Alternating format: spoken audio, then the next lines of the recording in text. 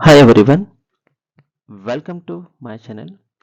Today I am going to share one more video related to clauses.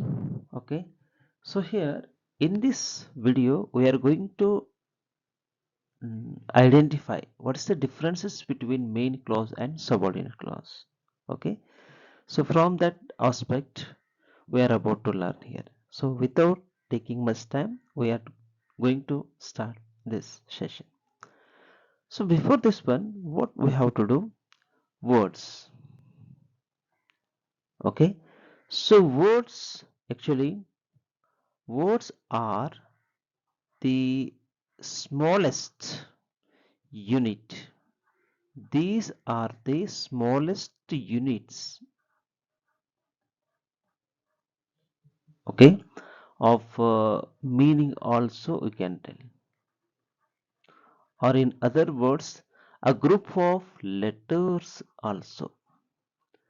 A group of letters are also called as words. Okay, but what it means phrase?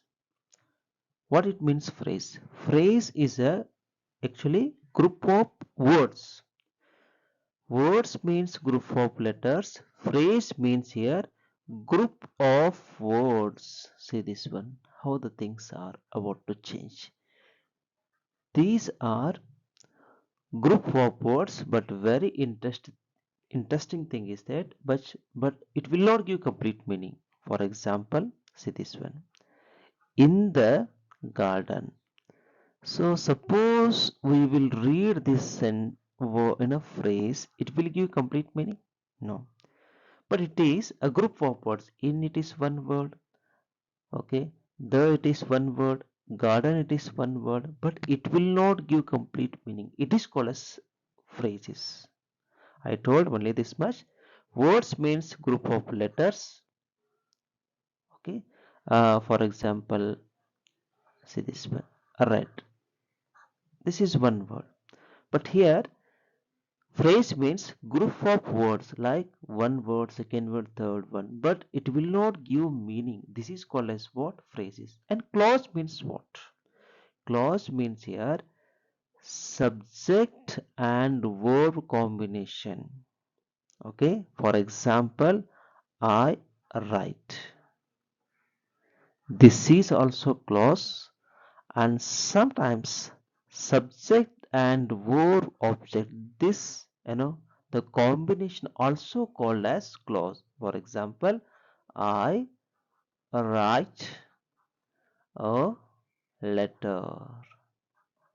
See, have you got it? What's the difference? Words means group of letters, phrases means group of words, clause means it is having a combination of subject and verb, or sometimes it is having a pattern of subject and verb and object. So this is called as clauses here.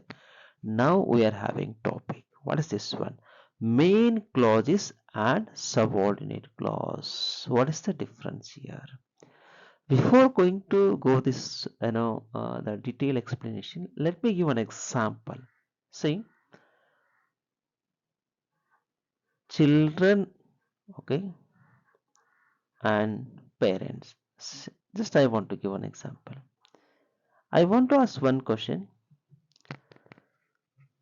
Parents are almost independent. Okay, parents are independent, but children are independent. No, they are dependent on parents. It's very important. So parents, what the parents are there, these are almost independent, but the children are dependent on parents here. So why I'm giving this example, the same rule is going to apply here. For example, main clause also, students should pay the attention. If you see this sentence, it will give complete meaning. Yes. So it is independent. Whatever independent sentences are called as what? Main clause. Number one. And number two, what it is there? When the teacher is explaining, suppose this one you have to read this second sentence. When the teacher is explaining, So it will give complete meaning? No. Means it is not standing alone. It is dependent or independent.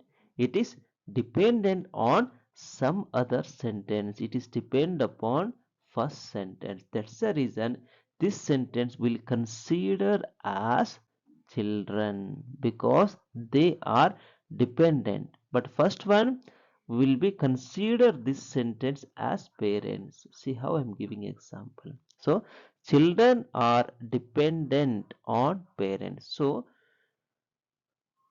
students should pay the attention. This one considered as the main clause because it is independent.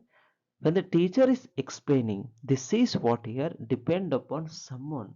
That's the reason it is considered as you know dependent or subordinate clauses here. Okay. So for your more kind information, I will give one trick how to use this one. Say this one. The student should pay the attention. It will give complete meaning. Yes. Suppose I am going to tell one more. When the teacher is explaining only this one, it will give complete meaning. No, it is dependent on some other sentences here. That's the reason this one considered as subordinate because it's subordinating with someone. It is helping to someone. Okay, so in that angle, it is subordinate clause. We'll go with the examples here. Say this one. Now, can you identify what is main clause and subordinate clause here? Okay, what is main clause and subordinate clause here? Raju will go home before sunset. Say this one. Raju will go before sunset.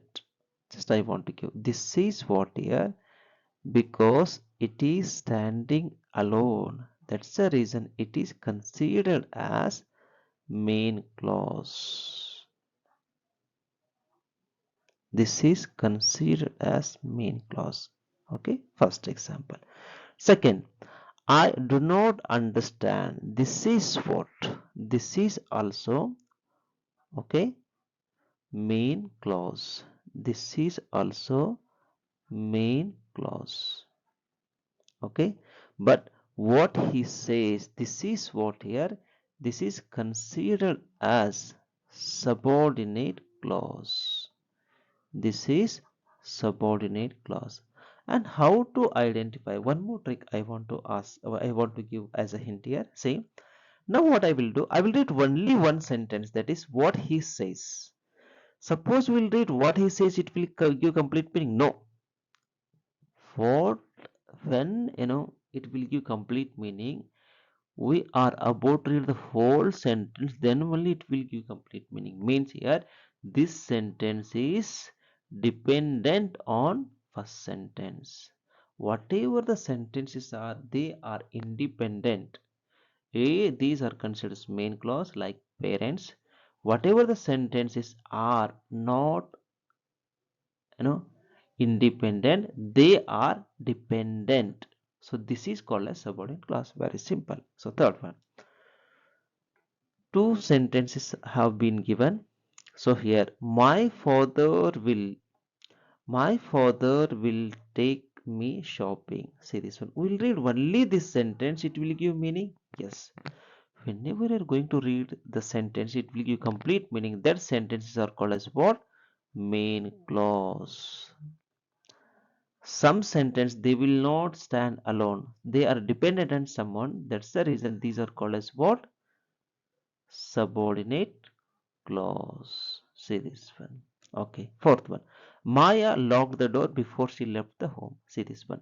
Suppose I will read only this one, before she left the home, it will give complete meaning. No, that's the reason it is not independent, it is dependent. That's the reason it is called as subordinate clause. But Maya locked the door, this is you know independent. That's the reason it is called as what? Main clause. I hope you are getting. Next one, I like to bath in the swimming pool. It will give complete meaning. That's the reason it is called as what? Main clause. But one more, when the sun is shining, this is not independent, it is dependent. That's the reason it is called as what? Subordinate clause. Sixth one, Mohan walks to the market. So this is what? Very simple. This is main clause. This is main clause. But as it is near to house, this is called as what? Subordinate clause. Okay. They will, seventh one, they will come home. So this is what? Very simple. This is main clause. Before they go to railway station. So this is what here? Subordinate clause. So now, eighth one, I wondered. This is also main clause, and this is remaining part of the sentence. It is called as subordinate clause. I hope you got the concept here. Ninth and tenth one I am giving as a homework. Please try to write in the comment box so I can see it properly. So I told only this much. Main clause, it is totally independent, it stand alone, whereas subordinate clause, it cannot stand alone, it is dependent on someone. So only this much. I hope you got the concept here. Thank you so much for watching.